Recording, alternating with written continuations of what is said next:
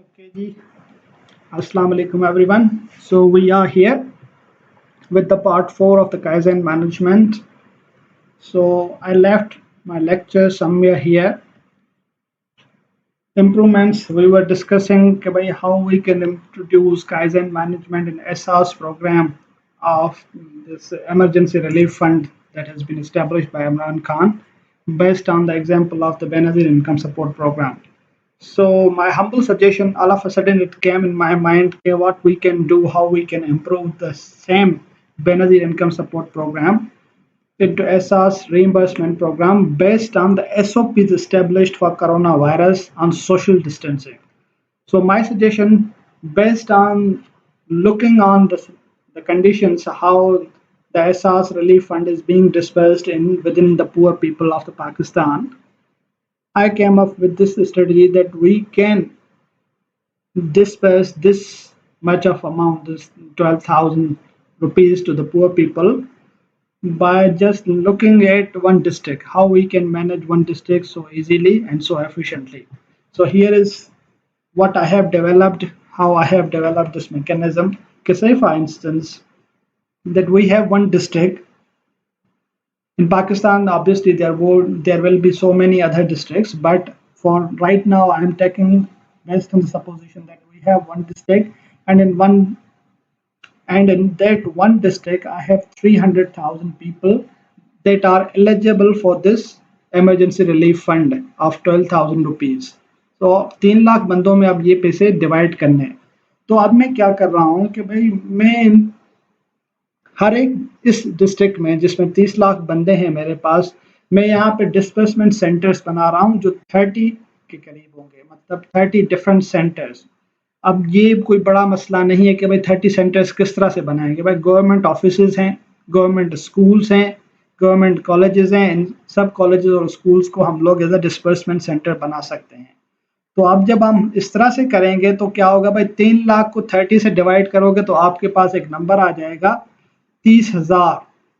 अब ये 30,000 क्या है, ये डिस्बर्समेंट सेंटर के ऊपर बंदे आएंगे. भाई 30,000 हर एक डिस्बर्समेंट सेंटर पे आपकी रिस्पॉन्सिबिलिटी है कि भाई 30,000 सेंटर पे एक डिस्बर्समेंट सेंटर, मतलब एक सरकारी स्कूल में 30,000 लोग आएंगे. अब 30,000 लोगों को ऑब्वियसली मैं एक दिन पे तो नहीं कर पाऊंगा, तो मैंने क्या किया कि भाई इन 30,000 लोगों को मैं 10 दिनों में पैसे दूंगा. तो जब मैंने 30,000 को डिवाइडेड बाय 10 किया तो मेरे पास एक नंबर आ गया जो क्या था, 3,000 लोगों को मैं आराम से एक दिन में एक डिस्बर्समेंट सेंटर पे मैनेज कर सकता हूँ. तो मैंने इसको और ज़्यादा एफिशिएंट बनाने के लिए मैंने क्या किया कि मैंने 3,000 लोगों को डिवाइड कर दिया 3 कलेक्शन पॉइंट्स में. एक ही स्कूल के अंदर बहुत सारे क्लासेस हो सकते हैं. हर एक क्लास के अंदर अगर मैं अपने 4 से 5 बंदे बिठा दूँ आराम से, ठीक है जी. 3 मैंने कलेक्शन पॉइंट बना जहाँ पे मतलब 3 लाइनें बना के बैठ जाओ, 3 कलेक्शन पॉइंट्स हैं. तो क्या होगा भाई, 3,000 को डिवाइडेड बाय 3 करोगे तो 3,000, मतलब हर एक कलेक्शन पॉइंट पे एक एक हजार बंदा आ जाएगा पर कलेक्शन पॉइंट. ठीक है जी. अब इसको मैं सुबह 8 बजे से शाम के 5 बजे तक बैठता हूँ, तो मैंने क्या किया, 8 मल्टीप्लाइड बाय 60 मिनट्स जो होते हैं मैंने उसको मल्टीप्लाई कर दिया तो मेरे पास एक नंबर आ गया 480. 1,000 को मैंने 480 से डिवाइड कर दिया तो मेरे पास आ गया 2.083 मिनट्स पर पर्सन मुझे लगेंगे अगर मैं एक दिन में करता हूँ. तो अगर मैं यही 8 घंटे से अगर मैं 2 शिफ्ट्स लगाता हूँ 5-5 घंटे की, मतलब जो कलेक्शन पॉइंट पे जो बंदे मेरे बैठेंगे 5-5 घंटे बैठेंगे, मतलब उनके ऊपर भी मुझे बर्डन नहीं देना, और उनके लिए भी मैंने अगर एक एफिशिएंट तरह का बोनस बना दिया, 3,000 उस बंदे को मिलेंगे जो 5 घंटे ड्यूटी देगा. तो 5 घंटे भाई 5-5 हज़ार रुपए के लिए हर एक बंदा भागता हुआ आएगा और एफिशिएंटली अच्छे तरीके से अपनी ड्यूटी करेगा. तो अब क्या मैं सोशल डिस्टेंसिंग आराम से कर सकता हूँ. जहाँ पे मैंने 3 कलेक्शन पॉइंट्स बनाए थे तो वहाँ पे मैं क्या 6 कलेक्शन पॉइंट्स बना सकता हूँ, बिल्कुल बना सकता हूँ. तो 6 जब मैं बनाऊंगा तो क्या होगा, 500 लोग एक कलेक्शन पॉइंट पे, मतलब 5 क्लास या 6 क्लासेस मैंने कर दी तो 500 लोग हर एक क्लास पे आराम से मैनेज किया जा सकता है, आराम से किया जा सकता है. तो सोशल डिस्टेंसिंग आराम से, this is what the kaizen actually talks about कि भाई ग्रेजुअल इंक्रीमेंटल चेंजेस बनाओ। तो मैंने वही किया कि एक बहुत बड़े नंबर को मैंने छोटे छोटे हिस्सों में डिवाइड करता करता करता 500 पे लेके आ गया। अगर मैं 6 की जगह पे 9 कर देता हूं तो ये और नंबर रिड्यूस हो जाएगा। तो आराम से आप लोग सुकून से ये काम कर सकते हो। और हर एक के लिए आप मोटिवेशन ने क्या कर दिया कि भाई जो उस कलेक्शन पॉइंट में कितने बंदे डिस्पर्स करेंगे, एक ही बंदा कर रहा है एट द मोमेंट। अगर मैं उसी एक कलेक्शन सेंटर के अंदर 10 बंदे बिठा देता हूँ, हर एक को 5,000 रुपये दे देता हूँ, तो 5,000 मल्टीप्लाइड बाय 10 कितने हो गए? 50,000 रुपये। मेरा एडिशनल वो खर्चा है, कोई मसला नहीं है, पर जो भी बंदा बैठेगा वो मोटिवेटेड बैठेगा, आराम से सुकून से काम करेगा। और वो ये इनफैक्ट इन लोगों को ये मिल भी रहे होंगे पैसे, इतने ही ये बना भी रहे होंगे 2 नंबरी करके। पर वो 2 नंबरी को मैं किस तरह से उस करप्शन को मैं किस तरह से रिड्यूस कर दूंगा? By giving them bonuses of by 5,000 rupees. अब उसको मैनेज करना भी आसान हो जाएगा, रश भी नहीं होगा। 10 दिन है, हर एक दिन के बंदों को मैं अलग-अलग से अगर एक एसएमएस भी फ्लोट कर दूं कि भाई फला दिन पे फला टाइम पे आ जाए, टाइम भी मेंशन कर दें, तो रश होगा? नहीं होगा। आराम से हम चीज़ों को मैनेज कर सकते हैं। And this is what the kaizen management talks about कि आप slowly and gradually incremental changes करके बहुत सारे बड़े-बड़े चीज़ें कर सकते हो। Moving forward, the gemba house. अब गेम्बा हाउस क्या होता है?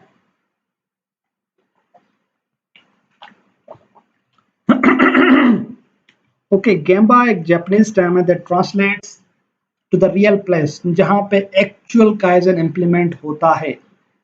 काइजन तो ग्रेजुअल चेंज होता है ना, पर यहाँ पे इम्प्रूवमेंट्स की बात करता है। पर गेम्बा क्या है? एक लोकेशन है जहां पे काइजन एक्चुअली इंप्लीमेंट हो रहा है, gemba house. So this term is used in the context of workplace improvements और increased efficiency, जहाँ पे efficiency increase करनी होती है, जहाँ जिस वर्क प्लेस पे हमें काम करना होता है, जो भी हम सैंपल उठाते हैं, जो भी हम फैक्ट्री उठाते हैं, उसको हम लोग क्या बोलते हैं? Gemba. Gemba is basically what? The Japanese term in place of where the actual work is done. तो हम लोग एक मिसाल के तौर पर सैंपल उठाते हैं या प्रोटोटाइप बनाते हैं, वहां पे हम एक्चुअली इंप्लीमेंट करके देखते हैं। That is referred as gemba house. Gemba Kaizen is a Japanese concept of continuous improvement designed for enhancing the processes and reducing waste. Processes को enhance करना है और waste को reduce करना है। एक simple continuous improvement के लिए एक मॉडल बनाया हुआ है Kaizen ने। Within a lean context, time पे रिड्यूस करना है, कैपेबिलिटीज भी इंप्रूव करनी है, वर्क फोर्स को भी ट्रेनिंग करानी है। Gemba simply refers to the location जहां पे ये आप लोग तजुर्बा कर रहे हो, जहां पे ये एक्सपेरिमेंट आप लोग कर रहे हो, where the value is created, जहां पे आप लोग वैल्यू क्रिएट करना चाह रहे हो। ये जो मैंने पिछली स्लाइड पे आपको मिसाल दिया है एक डिस्ट्रिक्ट का, वो क्या है? एक गेम्बा हाउस मैंने बनाया है, एक गेम्बा बनाया है जहां पे मैं एफिशिएंसी इंप्रूव करना चाह रहा हूँ। इंक्रीज्ड वर्क प्लेस इंप्रूवमेंट आ जाएगी, इंक्रीज्ड एफिशिएंसी आ जाएगी, एनहेंसमेंट ऑफ द प्रोसेस को एनहेंस कर दिया है, और रिड्यूसिंग वेस्ट। जो वेस्ट क्या हो रहा है? सोशल डिस्टेंसिंग नहीं हो रही, लोग एनर्जी ज़ाया हो रही है, तो वो सारी चीज़ें हम लोग कर सकते हैं, manageable. But the point is कि भाई थोड़ी सी सिंसियरिटी होनी चाहिए। प्रॉपर मैनेजमेंट के लोग अगर बिठाएंगे तो वो आपको प्रॉपर तरीके से कोई ना कोई स्ट्रेटजी बना के देंगे। But this is really unfortunate कि भाई आपका डीएमजी ग्रुप जो है, डिस्ट्रिक्ट मैनेजमेंट ग्रुप, वहाँ पे मैनेजमेंट के लोग नहीं होते हैं अनफॉर्चुनेटली। उन्होंने मैनेजमेंट सिर्फ ऐसे हल्का फुल्का सीएसएस की ट्रेनिंग के दौरान पढ़ा होगा, बाकी उन्हें पता भी नहीं होता कि मैनेजमेंट एक्चुअल होता क्या है। डिस्ट्रिक्ट मैनेजमेंट तो बहुत बड़ी बात है। Any how, gemba walk is successful. इसमें क्या कब होगा, किस वक्त होता है सक्सेसफुल? इसके 8 स्टेप्स होते हैं, 8 स्टेप्स को फॉलो करना होता है। टीम्स बनाए, ये जो मैंने आपको कहा ना कि टीम बनाओ, हर एक क्लास में 2-2 बंदे या 3-3 बंदे बिठा दो, 10 बंदे आपके आ गए। Prepare a team, have a plan. Plan मैंने यहाँ पे आपको पिछली स्लाइड में प्लान डेवलप कर दिया है उस टीम के लिए कि क्या होगा, किस तरह से होगा। एक पूरे डिस्ट्रिक्ट को, सिर्फ एक डिस्ट्रिक्ट के लिए 30 डिस्बर्समेंट सेंटर्स बनाए। 30 डिस्बर्समेंट सेंटर्स के अंदर अगर मैंने 3 कलेक्शन पॉइंट बनाए तो किस तरह से मैनेज कर सकते हैं। अगर 3 की जगह पे मैंने 6 बना दिए तो कितना एफिशिएंटली कर सकता हूँ। पायलट स्कूल यहाँ पे सक्खर में है, अगर पब्लिक स्कूल में बनाता हूँ तो पब्लिक स्कूल के अंदर कितने कलेक्शन पॉइंट्स बना सकते हैं हम लोग आराम से? 500 की रोज बनाने की भी जरूरत नहीं है। अगर टाइम आप उन्हें दे दें तो इस टाइम पे आ जाइएगा, तो आराम से आपके लोग आएंगे भाई। एक 100 के लोगों के हिसाब से 1 घंटे में आप लोग डिवाइड कर दें तो कितने लोग आराम से आप लोग कर सकते हो, मोर एफिशिएंटली आप लोग ये काम कर सकते हो। Follow the value stream, value किस तरह से ऐड करना है, always focus on process not people, process के ऊपर काम करें। लोग इतना इम्पोर्टेंट नहीं है, प्रोसेस को इम्पोर्टेंट बनाएं, प्रोसेस इम्पोर्टेंट होगा। डॉक्यूमेंट जो ऑब्जर्वेशंस कि पिछली बार हमने क्या गलतियां की, किस तरह से किया, अचीवमेंट थी तो किस तरह की थी, उसको किस तरह से इम्प्रूव किया जा सकता है। Ask questions, as many questions you can ask. Don't suggest changes during the walk, जिस वक्त काम हो रहा है उस वक्त कोई भी चीज नहीं की जा सकती। लेट देम वॉक, एक मरतबा कंप्लीट कर लें उसके बाद हम सजेस्ट करेंगे भाई कि किस तरह से, या वॉक इन टीम या उसके साथ वॉक करके देखें, गो एंड सीक आप किस तरह से चेंजेस कर सकते हैं। तो this is what the gemba house is all about. अब इसको थोड़ा सा टेक्निकली मैं, ये तो मैंने आपको सिंपल कॉन्सेप्ट में समझा दिया ना मिसाल के साथ, इसको अब मैं आता हूँ थोड़ा आइडियली चीज़ों को किस तरह से एक्सप्लेन किया जा सकता है। इसके बारे में अगर आपको थोड़ी सी और इन्फॉर्मेशन चाहिए तो थिंक लीन सिक्स सिग्मा एक वेबसाइट है, वहाँ पे चले जाएंगे। फॉर योर इंस्टेंस मैंने यहाँ पे खोली हुई है, यहाँ पे चले जाएं, बहुत ज़्यादा information, what is gemba, what is its importance to lean manufacturing, Toyota manufacturing company है, फैसिलिटी है, वहाँ पे ये आपका पूरा मिसाल दिया हुआ है, एक्सप्लेन किया हुआ है कि गैम्बा हाउस क्या होता है, किस तरह से होता है, वट एवर। तो ये मैंने लिंक यहाँ पे शो की हुई है, if you want to go and study about it, go and study. पर फॉर नाउ हम लोग अपनी मेन पॉइंट पे चलते हैं, कहाँ पे थे, यहाँ पे थे। Okay, so this is how the ideal gemba house looks, जब हम टेक्निकल टर्मिनोलॉजीज में आ जाएंगे तो सबसे पहले इसका नेट वैल्यू एडिशन जो होता है वो क्या होता है, मूदा, मूरा एंड मूरी, इन तीन चीज़ों को आपको सीधा करना है तो नेट वैल्यू एडिशन आपकी नज़र आएगी क्या हो रहा है। उसके बाद हाउस कीपिंग, ये जो मैंने आपको पूरा प्लान बताया ना, जो कचरा कर देते हैं लोग जब आते हैं, एक तो लोग जो हैं हमारे पढ़े लिखे नहीं हैं, उनको समझाना इतना आसान नहीं है, बट अगर आप उनको इस तरह से डिवाइड कर देंगे ना, कम लोगों को मैनेज करना आसान होता है एज कंपेयर जब हजारों में लोग आके आपके ऊपर चढ़ाई करेंगे। तो आपको क्या करना है, सिर्फ मैनेज करना है चीज़ों को, किस तरह से होगा। ये सेम ऐसे ही प्रोसेस होता है जिस तरह आपकी एंट्री टेस्ट होती है ना, एंट्री टेस्ट में कितने हज़ारों लोग आते हैं, मैनेज कर लेते हैं ना, तो सेम तरह का ही सिस्टम है, आपको मैनेज करना है। एक दिन में आप एफिशिएंटली ये चीज़ कर सकते हो। अगर हम एंट्री टेस्ट में, आपकी एंट्री टेस्ट 10 से 15,000 लोगों को मैनेज कर सकते हैं तो why not we can manage these people as well. Okay, और प्लस वहाँ पे एंट्री टेस्ट के दौरान हमारे पास पुलिस का डंडा नहीं होता है, यहाँ पे पुलिस का डंडा भी होगा, लोग सीधे हो जाएंगे। तो एनी हाउ, ऑपरेशनल और मटेरियल स्टैंडर्ड्स, ऑपरेशनल स्टैंडर्ड्स क्या होंगे यहाँ पे इस तरह की सिचुएशन में, क्योंकि यहाँ पे जो मैंने आपको एग्जांपल दिया प्रोडक्शन का नहीं दिया, ऑपरेशंस का दिया है, लोगों को प्रोसेस को किस तरह से काइजेन इम्प्लीमेंट किया जा सकता है, तो हम लोग उस काइजेन को और प्रोसेस को इम्प्रूवमेंट कर रहे हैं। तो स्टैंडर्ड मटेरियल्स आपके पास क्या क्या है भाई, मेरे पास इंफ्रास्ट्रक्चर आ गया, ऑपरेशनल क्या है, मेरे पास लोग आ गए जो पैसे डिस्पर्स करेंगे, उसके बाद मेरे पास पुलिसमैन, गार्ड, सिक्योरिटी, हर एक चीज़ आ गई, पुलिस आ गई, वो सारे यहाँ पे आ गए। इनपुट में क्या आ गया, main, machine, material, methods, measurements बहुत सारे हो सकते हैं, ये मेरे सारे इनपुट्स हैं। ठीक है जी, प्रोसेसेस क्या हैं भाई, मुझे काइजन इम्प्लीमेंट करना है, therefore act, plan, do, check, act, ये हर एक दिन पे आप लोग चेक करेंगे। अगर ये प्रैक्टिस कामयाब हो गई तो आप इसको स्टैंडर्डाइज कर दें। सेकंड स्टेप आपका मेंटेनेंस में क्या होता है, स्टैंडर्डाइज, डू, चेक, एक्ट, और ये प्रोसेस कंटिन्यूसली चलता है। आपको एज आउटकम क्या मिलेगा, quality, cost control, delivery and respect from the people. लोग आपकी इज्जत करेंगे भाई, कितना एफिशिएंट तरीके से दिया है आप लोगों ने। मीडिया आपको फुल तरीके से कम्युनिकेट करेगा, समझाएगा, मीडिया आपकी पब्लिसिटी कर देगा, पूरी दुनिया आपकी वाह वाह करेगी अगर आप प्रॉपर तरीके से करें तो। ओके, काइजन इवेंट प्रोसेस, सबसे पहले आपका पहला काम क्या होता है, number 1 is to set the scene, आपको सीन सेट करना है कि किस तरह से आप, how you are going to start, planning आपको करनी है प्रॉपर तरीके से। अंडरस्टैंड द करंट प्रोसेस, पिछली बार हुआ था तो किस तरह हुआ था, इस मरतबा करना है तो किस तरह से करना है।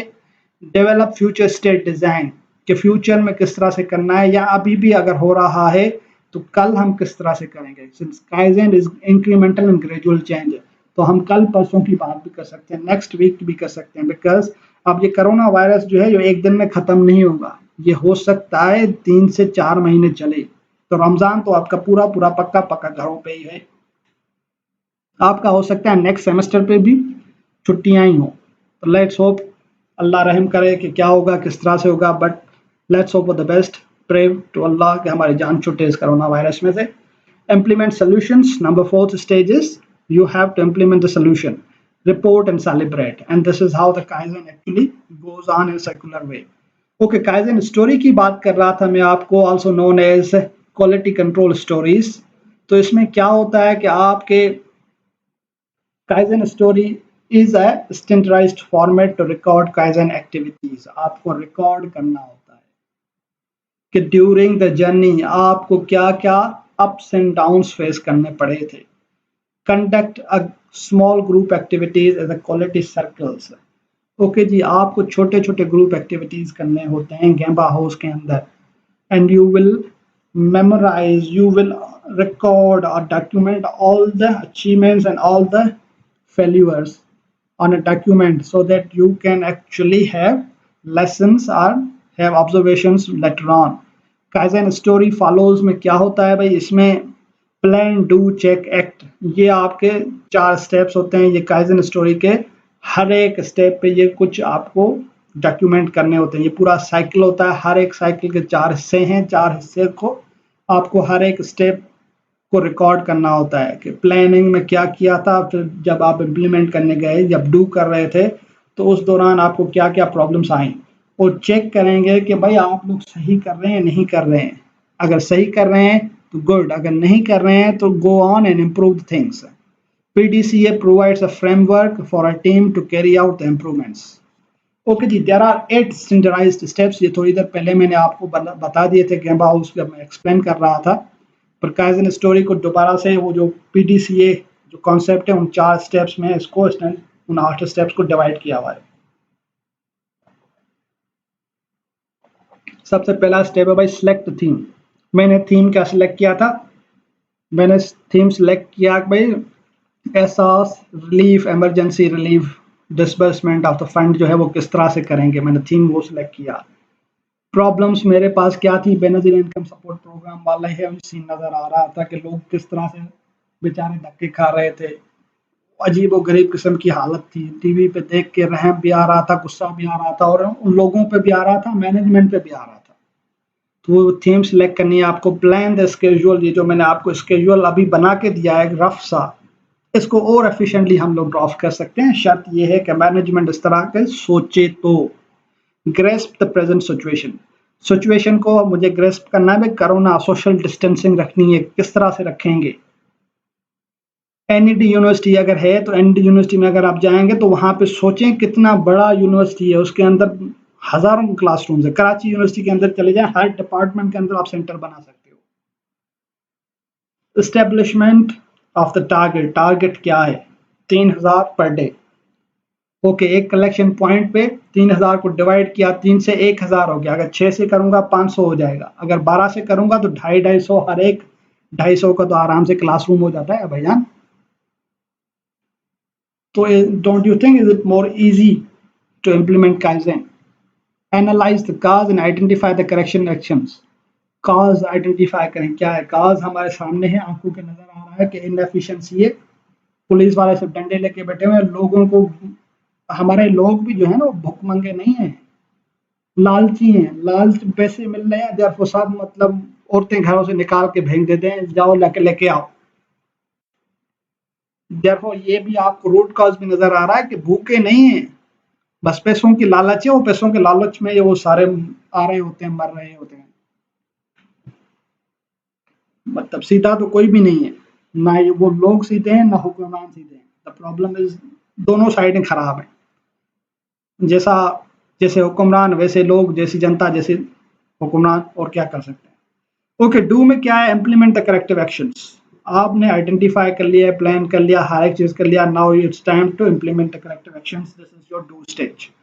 उसके बाद इम्प्लीमेंटेशन हो गई, काम चल रहा है, now this is time to check, evaluate the results, result सही आ रहे हैं, if the results are good, good, अगर नहीं है तो एक्ट क्या करना है भाई, फॉलो अप लेते रहना है कंटिन्यूसली, अगर सही है तो उस चीज़ को स्टैंडर्डाइज एक रूटीन बना देना है कि भाई नाउ ऑनवर्ड्स जब भी इस तरह की सिचुएशन आएगी हम सेम प्रोसेस को फॉलो करेंगे, सेम तरीके से इस चीज़ को करेंगे without any kind of problems. Okay जी, काइजन के अंदर आपके ये कुछ सवाल होते हैं 5 Ws एंड 1 H, बहुत आसान से हैं, एक जैसे ही हैं, and I really love it. ये आपके वो जो मैंने कहा था ना सोर्स ऑफ काइजन के, काइजन मैनेजमेंट किस बंदे ने इंट्रोड्यूस किया था, टोयोटा में हुआ था, उस बंदे का नाम क्या था, मिसाका इमाई, ये यहाँ पे लिखा हुआ है। ये पूरी एक बुक भी है, उसको भी आप लोग पढ़ सकते हैं, वो तो है प्योर काइजन, उस बंदे की अपनी हाथों से लिखी हुई है, मिसाकी इमाई। एनी हाउ इस बंदे ने कहा था कि भाई कोई भी अगर काम सिचुएशन को एनालाइज करना है, एवेल्युएट करना है, आइडेंटिफाई करना है, रूट कॉज को किस तरह से करना है, तो आपको ये कुछ सवाल हैं कि भाई हु डज इट, ये काम कौन करता है, हु इज डूइंग, और एट द मोमेंट कौन कर रहा है, भाई ये काम मुझे करना है पर कर कोई और रहा है, मैं इस प्रोग्राम में या इस काम में एक्सपर्ट मैं हूं पर करने वाला एट द मोमेंट कौन कौन है, कोई सुफाशी बैठा हुआ है, या मैनेजमेंट में किसी इनकॉम्पिटेंट बंदे को बिठाया हुआ है, who is doing it and who should be doing it, I should be doing it, ये मुझे करना था because I am the expert in that काम। अच्छा, मेरे अलावा और कौन एक्सपर्ट है इस काम में जो कर सकता है, who else can do it, अच्छा who else should do it, अच्छा मैं अगर किसी और काम में बिजी हूँ और ज़्यादा इम्पोर्टेंट है तो मेरे अलावा किसी और कौन सा बंदा हो सकता है जिसको करना चाहिए। ओके, ये भी आपको, हु इज डूइंग 3 MUs, अच्छा कौन सा बंदा है जो 3 MUs मुदा मुरा एंड मूरी इंश्योर कर रहा है। सेम सवाल है, अब सबके पीछे सिर्फ वाट लगाना है, व्हाट टू डू। अब प्रॉब्लम आइडेंटिफाई हो गई, अब क्या करें, what is being done, at the moment हो क्या रहा है, if we are in between something. अच्छा, व्हाट शुड बी डन, अच्छा किस तरह करना चाहिए इसको, अगर जो हो रहा है वो सही नहीं हो रहा तो किस तरह करना चाहिए। अच्छा, इसके अलावा क्या कर सकते हैं, what else can be done, या इसके अलावा क्या करना चाहिए, what MUs are being done. अच्छा, 3 मुदा मुरा एंड मुराज कौन कर रहा है, पहले हमने आइडेंटिफाई ये किया था हु में, एट द मोमेंट कौन कौन से हो रहे हैं, अच्छा वो करने वाला वो है पर वो कर क्या रहा है वो तो बताओ जरा, 3 MUs कौन से कर रहा है, उसके बाद ना कहाँ पे हो रहे हैं ये सारी चीजें, वेयर टू डू इट, अगर कोई काम है तो कहाँ पे करना है, जगह बताओ, फिर है टाइम व्हेन, फिर बताओ व्हाई, रीजन क्या है, what is the reason, sorry why, क्यों कर रहे हो भाई, why does he do it, अगर ये बंदा या ये कोई औरत है, why she is doing it, क्यों कर रहा है, अच्छा कर रहा है तो किस तरह कर रहा है, हाउ, तरीकेकार बताओ। तो सबसे पहले who is the person, what कर क्या रहा है, वेयर किस जगह पे कर रहा है, अच्छा किस टाइम पे किया था, अच्छा क्यों किया था, उसके बाद है भाई किस तरह कर रहा है, तरीकेकार भी तो बताओ। तो ओवरऑल हर एक चीज को ये आपके 6 सवाल जो हैं, मतलब 36 क्वेश्चन हैं, 36 क्वेश्चन का जवाब अगर आपको ये मिल गया एक एनालिसिस के दौरान, या अगर मैं सर्वे कर रहा हूँ प्रॉपर तरीके से, don't you think I would be more efficiently manage the situation, I would be, मैं एक बेहतर पोजीशन में आ जाऊंगा एक सिचुएशन, एक प्रॉब्लम को मैनेज करने में, बिकॉज कॉज एंड इफेक्ट हर एक चीज मुझे पता है। Now it's time to implement the solution. Okay जी, एक और है, what are the kaizen eyes, eyes क्या होती है काइजन की, ग्रेजुअल चेंजेस मुझे कहाँ पे इम्प्लीमेंट करनी है, वो मुझे किस तरह से पता चलेगा।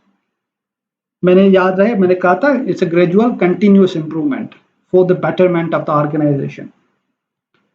तो kaizen eyes are the opportunities to improve, try to find out the opportunities. वो आईज जो होती है ना, वो आपके फ्रंट मैन होते हैं। फ्रंट मैन कौन सा होता है, labour, employees, supervisors, middle managers, ये आपके काइजन आईज हैं। Seize the opportunity to improve, इनको पता होता है कहाँ पे प्रोसेसेस वीक हैं, लूप होल्स कहाँ पे, how we can manage them. These eyes are skill, ये स्किल होते हैं, ये आंखें आपके पास आएंगी, वक्त के साथ आएंगी। That can be developed through techniques and practice. Aahista Aahista वो टेक्निक्स आती हैं, प्रैक्टिस आते हैं, लोग खुद ब खुद आइडेंटिफाई करने लगेंगे। मैंने एट द मोमेंट आपको बताया, सिर्फ एक मिसाल देकर समझाया कि किस तरह से आप गेम्बा हाउस को इम्प्लीमेंट कर सकते हो। गेम्बा हाउस क्या था? Relief programme, Ehsaas relief programme. The following sites, okay, आगे वाली जो स्लाइड है उस टेक्निक के बारे में आपको बताएं कि सिर्फ एक स्लाइड है, टेक्निक्स 3-4 हैं, वो भी आप लोगों ने पढ़ी हुई हैं, कुछ खास नहीं है। They will help to widen the ability to recognize the opportunity. आपको नजर आएगा कि कहाँ कहाँ पे कौन कौन से लूप होल्स हैं। याद रहे मैंने कहा था जब भी आप लोग बात करते हैं तो बात डेटा के हिसाब, फैक्ट्स एंड फिगर्स के हिसाब से बात होनी चाहिए। वो डेटा या फिगर्स कहाँ से आएंगे? These are the QC tools, quality control tools. सबसे पहले स्ट्रेटिफिकेशन आप लोगों ने पढ़ी होगी, आई गेस स्टेटिस्टिक्स में भी पढ़ी होगी, रिसर्च में भी पढ़ी होगी। स्ट्रेटिफिकेशन सैम्पलिंग पढ़ी है, वही सेम कॉन्सेप्ट यहाँ पे आ गया। To separate the data, data को सेपरेट करना है, gathered from different sources, different जगहों से आपके पास डेटा आता है, उसको सेपरेट करना है, so that pattern can be seen. आपको एक पैटर्न देखना होता है कि सिस्टम किस तरह से काम कर रहा है। सैम्पलिंग आपको करनी है, इस तरह से करनी है। अच्छा, किस जगह की डेटा किस तरह की है, कौन सी ज़्यादा रिलायबल है, वो आप जब स्ट्रेटिफाई करोगे डेटा को या इन्फॉर्मेशन को तो आराम से आप आइडेंटिफाई करोगे। चेकलिस्ट आपके पास होनी चाहिए कि भाई कौन कौन सी डेटा, अगर मेरे पास ये 36 क्वेश्चन हैं तो 36 क्वेश्चन, सारे क्वेश्चन आ गए मेरे पास, सबके जवाब आ गए, तो ये चेकलिस्ट होनी चाहिए, कितने W's और कितना H मेरा कंप्लीट हुआ है। Checklist to collect and analyse data using a structured form, एक फॉर्म होना चाहिए, उस पर टिक करते जाओ, ये भी हो गया, ये भी हो गया, ये भी हो गया, ये भी हो गया। Control chart to see if the process is stable, एक सिस्टम, एक चार्ट होना चाहिए। जब कानबान मैंने आपको एक्सप्लेन किया था, इसको मैं डिटेल में, एक और वीडियो है वो मैं बता दूंगा, बिकॉज यहाँ पे मैं कानबान को एक्सप्लेन नहीं कर सकता without using a board. I need a board to explain the kanban, और वो वीडियो है वो प्रॉपर तरीके से बनी हुई है, तो वो आपकी ज़्यादा हेल्प कर देगी। ओके जी, हम लोग बात करते हैं परेटो डायग्राम, हम सब ने पढ़ा है, स्टेटिस्टिक्स में भी पढ़ा है। To pick up the important few problems of the trivial, मैंने जितने भी आपके माइनर प्रॉब्लम्स हम सबको आइडेंटिफाई करें, उसमें से इंपॉर्टेंट निकालें, उन प्रॉब्लम्स को आइडेंटिफाई करें। काज एंड इफेक्ट डायग्राम भी होता है, उसको भी हम लोगों ने पढ़ा भी है। काज एंड इफेक्ट हम कंटिन्यूस रिसर्च में भी पढ़ा है, आप लोग अभी इकोनोमेट्रिक्स में भी पढ़ रहे होंगे। To recognise the factors, these are the causes which are the influencing problems, वो काजेस जो प्रॉब्लम्स को इन्फ्लुएंस हो कर रहे हैं। अच्छा, हिस्टोग्राम, हिस्ट्री को स्टडी करते हुए आप लोग आइडेंटिफाई करते हो, स्टैंडर्ड्स को डेवलप करते हो, पैटर्न्स डेवलप करते हो, see the distribution patterns compared against standards. अभी क्या हो रहे हैं, स्टैंडर्ड्स क्या है, स्टैंडर्ड वो याद है, डिस्क्रिपेंसी क्या होता है, एक्चुअल्स एंड डिजायर्स। प्रॉब्लम की डेफिनेशन हमने आपको पहले कहा था कि भाई प्रॉब्लम क्या होता है, ऐसा discrepancy between the actual and the desire. Actual eight the moment results क्या है और डिजायर्ड क्या है, उस बीच में जितना भी स्पेस है, ये जो डिस्क्रिपेंसी है ये प्रॉब्लम है, ये नहीं होनी चाहिए। Scatter diagram to see the relationship between the two sets of data, कितने दूर दूर हैं एक दूसरे से डेटा, डिफरेंस कितना आ रहा है। अगर एक डिपार्टमेंट एक चीज के बारे में इंफॉर्मेशन दे रहा है, वो दूसरी तरह की है, वो 75% कह रहा है, दूसरा कह रहा है 35%, तो इतना बड़ा डिफरेंस क्यों आया। स्कैटर डायग्राम्स इसके तरह के, ये तो मोस्ट कॉमन है, ऐसे बहुत सारे, और अगर आप टेक्निकल बंदे होंगे तो आपके पास ये ऐसे बहुत से साइकिल्स उसे टूल्स आ सकते हैं। ये तो हमने कॉमनली पढ़े हुए हैं, इसके अलावा बहुत सारे और टूल्स होते हैं जो काइजन में इम्प्लीमेंट होते हैं, QC सर्कल से हम बोलते हैं। Okay, management role in kaizen implementation क्या होता है भाई? मैनेजमेंट का बेसिक कॉन्सेप्ट ये है कि भाई establish an urgency for the need for the change, communicate the need for the change, there is an urgency, urgently अगर हमने नहीं किया तो we will be out of the market. Demonstrate personal commitment to the process improvement, management का ये होता है कि मैनेजमेंट, याद है वो, याद है मैंने आपको चार्ट दिखाया था जिसमें क्या था कि भाई आपकी मैनेजमेंट, या ठहर जाए यहीं पे दिखा देता हूँ दोबारा से।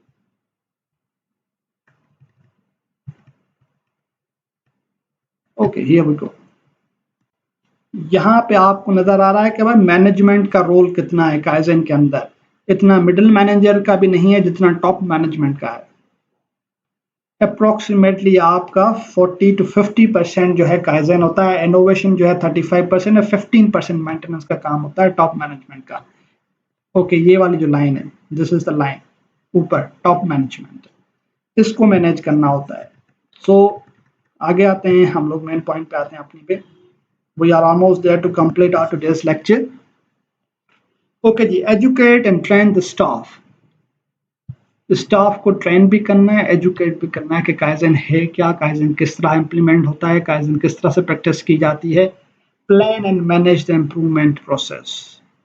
प्लान किया जाता है, उसके बाद प्लान के बाद इम्प्लीमेंटेशन के बाद मैनेज करना है, सस्टेन करना है, किस तरह से करोगे, how you are going to do it. So this is the role of management in implementation of the kaizen. Okay, here is the simple kaizen implementation road map दिया हुआ है कि भाई मैनेजमेंट का रोल क्या होता है। यहाँ पे आपको दिखाया हुआ है पहला हिस्सा, building capacity, problem solving skills, जो मैंने कहा ना लीन मैनेजमेंट का कॉन्सेप्ट होता है, to develop a problem solving capabilities of the organisation. तीसरा होता है अवेयरनेस। तो पहला 3 महीने आपको क्या करना होता है, ये 3 महीने का प्रोसेस है। ओके जी, क्रिएटिंग अवेयरनेस, ये शुरू कहाँ से होती है, सीनियर मैनेजमेंट अवेयरनेस देना शुरू करता है, इन्फॉर्मेशन सेशंस होते हैं for inter company, kaizen update, monthly newsletters, internet आपका शुरू होता है। उसके बाद आपको अवेयरनेस दी गई पहले महीने में, अब पहले महीने के आधे में ही आपकी काइजन ट्रेनिंग शुरू हो जाती है। इन्फॉर्मेशन सेशंस चलते रहते हैं कंटिन्यूसली। उसके बाद काइजन लीडरशिप ट्रेनिंग की जाती है, लीडर्स भी आ जाते हैं, हर एक बंदा आता है। And then value stream mapping for the key processes, Kaizen methods, tools and trainings जो होती हैं, train for the trainers जो ट्रेनिंग कराते हैं उनकी ट्रेनिंग कराई जाती है। इसी तरह ऑपरेशन मैनेजमेंट एंड इम्प्रूवमेंट्स किस तरह से किए जाएंगे, पहले महीने 1.5 महीने तक कोई भी एक्टिविटी यहाँ पे मेंशन नहीं है। याद रहे मैंने कहा था प्रेडिक्शन या फोरकास्टिंग जो है पहले 3 महीने से 6 महीने की होती है। तो यहाँ पे आपको काइजन क्या है, पहले 3 महीने का दिखाया हुआ है, किस तरह से कर सकते हैं हम लोग। बिल्डिंग काइजन एक्टिविटी बोर्ड बनाना होता है, डेली मीटिंग, मैनेजमेंट मीटिंग होती है जिसमें ये डिस्कस होते हैं कि भाई हमने कहाँ पे, वो बोर्ड आपको बताता है कि आप कहाँ पे लाए कर रहे हैं। काइजन इन 5S, तो सबसे पहला काइजन में आप लोग क्या करेंगे, 5S इम्प्लीमेंट कर लिया, पहला इंपॉर्टेंट ये है। सेकंड काइजन आप जब करेंगे एलिमिनेशन ऑफ वेस्ट। थर्ड होता है स्टैंडर्डाइजेशन। तो ये पहले 3 महीने में एक माइनर सा कुछ छोटा सा प्रॉब्लम उठाएं and you are good to go. So this is the roadmap, road Kaizen management किस तरह से implement किया जा सकता है within the organization to address a smaller incremental change. Okay जी, यहाँ पे हमारे पास एक कोटेशन आ गया, ये काइजन मैनेजमेंट या जापानीज के कोई लाओ जाओ कोई बंदा है, I don't know pronunciation whether I am pronouncing right or wrong, but this person said a leader is the best, एक लीडर बेस्ट होता है when people barely know he exists. Leader नजर नहीं आना चाहिए, a leader is best, leader तब best होता है जब वो नजर ना आए, लोग उसे जानते भी ना हो कि ये आपका जो है मसरूर साहब लीडर है या नहीं है। When his work is done, his aim fulfilled, they will say we did it ourselves. Leader हमेशा आपके साथ मिलकर काम करता है, उसकी अपनी कोई भी प्रेजेंस नहीं होती है। जब आप कंप्लीट करेंगे तो आपको क्या है, खुद कहेंगे ये आपने खुद किया है। लीडर सिर्फ लीड कर रहा है, आपको बता रहा होता है, गाइड कर रहा होता है किस तरह से करना है, किस तरह से करना है। वो खुद कभी भी क्रेडिट नहीं लेता कभी भी अपनी अचीवमेंट का। And this is what the Japanese management philosophy is. So thank you very much guys, with this हम लोग आज का ये लेक्चर खत्म करते हैं। It's been really hard, I have been doing research as well as there have been many problems related to coronavirus out there in my city in Lakana, but so far so good, we have completed this lecture despite of many difficulties of the electricity and internet. I am going to complete recording of this lecture, still the uploading is remaining, but anyhow with this prayer to the God कि अल्लाह ताला हमें और आप सबको अपनी अमन व अमान में रखे। आप अपनी ख्याल रखिएगा, stay home. Stay safe. Thank you very much. Allah Hafiz. Thank you very much.